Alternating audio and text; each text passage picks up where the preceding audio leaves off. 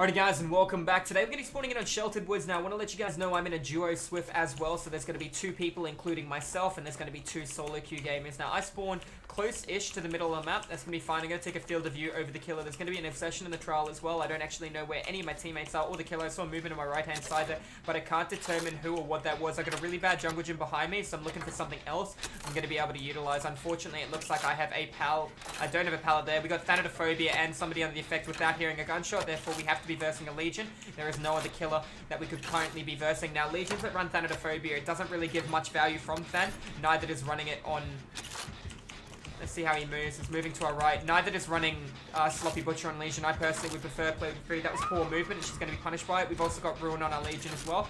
That is going to be fine. She's going to try and get the effect out on me. Makes sense. She's got time for it. I won't be able to stop this. I'm not giving her this pallet. I refuse. It's too important. She missed. She lunged early. 4 seconds. I'm running to another pallet, which is unfortunate. I'm not going to be able to play this correctly. I'm going to go round, all the way round. Now, my solo queue teammate decided to camp such a very important pallet and then run in the open. I need to take a hit for him. I don't know why he waited at such a great pallet to just go down to the killer. Well, let's go straight towards this generator and work on this. It's very unfortunate. Considering there's no window to utilize, that's very, very bad. Now, I could save him straight away or apply pressure towards the generator.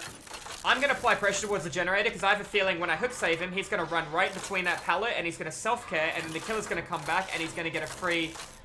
And he's going to give the killer another free pallet. Now, I'm not 100% sure, but I would rather apply pressure towards the objective. When the objective's nearly done, then I'll go in and save this guy. I have a good gut feeling that somebody else will. If we're looking at the timer in the bottom left-hand side of the screen, the hook duration, when that hits halfway, 60 seconds has passed. It'll take me 80 seconds to do a gen. Because the killer has Ruin, it's going to regress at 0.6% per second. Now, I still do have intentions of saving him. I just want to get some pressure towards an objective. We have one generator done right now. We've got one pallet out of the way, 3 people injured. I will be coming in for the save momentarily now. I'll wait for it to get to the S on their name, and then we'll make a play. Sometimes doing generators is more important than going for an early save. I don't want to go too late because the killer can come back and force struggle or force a trade. Let's see how he responds if he comes and finishes a gen with me. The other solo queue player has healed himself. He wants to heal underneath the hook when I have a generator regressing through Ruin at 0.6% per second. So you already know the answer to the heal, especially if the killer has Sloppy Butcher. It'd be a waste of time to be able to do that. I think somebody else has been hit as well through the Legion. Now, Legion might be coming right across the board using Feral Frenzy. We're not 100% sure. We can hear the heartbeat. We already know the answer. Here they come. Straight towards us. Try and get the distance. And unfortunately, my gen is going to get regressed now. He's waiting in between the pallet to try and go for a pallet stun, which is yet again going to hurt us. And that is very unfortunate. No, he's going to give the pallet for free and then run across the map. It's very, very not good, because now this generator to my right is in what I refer to as a dead zone. I need to get back across to it and finish this generator without the killer seeing me, and it's going to be at about 50%, represented by 22% of completion based on the pistons that are moving on the generator. So, this is bad.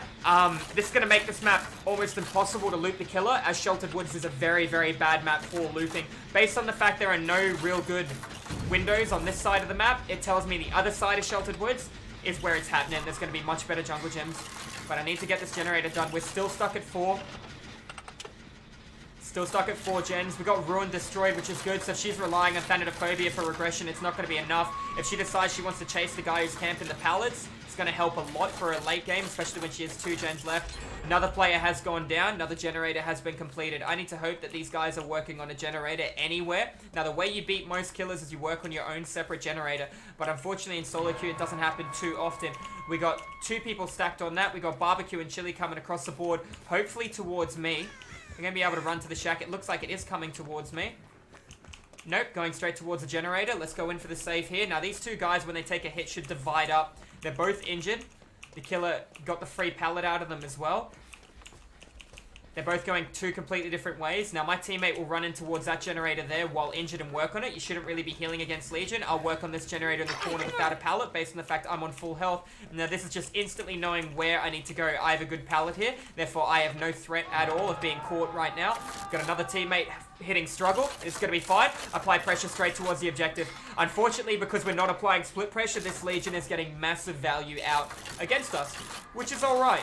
Every time I land a grade, I'm knocking 0.8 seconds of what needs to be completed off an 80-second gen down the drain, which is good for us, yeah? So let's just keep working at this. We see the Obsession is being chased, therefore my injured teammate was closer to me. He saw exactly where I ran to the corner of the map to a generator, therefore he is most likely running from that generator in front of me all the way in for the save and should be there in the next 5 seconds, if my math is correct. I could be a little off depending if he wants to greed for the gen, then go for the save, but he has seen the pistons moving on the Obsession. Based on where this player is right now, my other teammate had already gone for the save like we did predict. I can't hide from barbecue and chili where I currently am. There's no lockers around. The killer can come right across and apply pressure to me. Let's see what happens. Too long to hook, therefore the killer is taking him to the basement. He should have had him on the hook about 4 seconds ago. No Kindred, unfortunate. The other guy, the solo queue guy, has been healed. He is on death hook. Does make sense to heal up while being eliminated.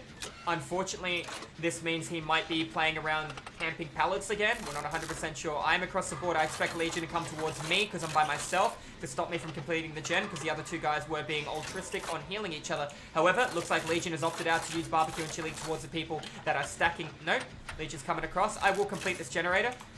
It's too important. Here she comes with Feral Frenzy. Remember, she cannot track scratch marks with Feral Frenzy.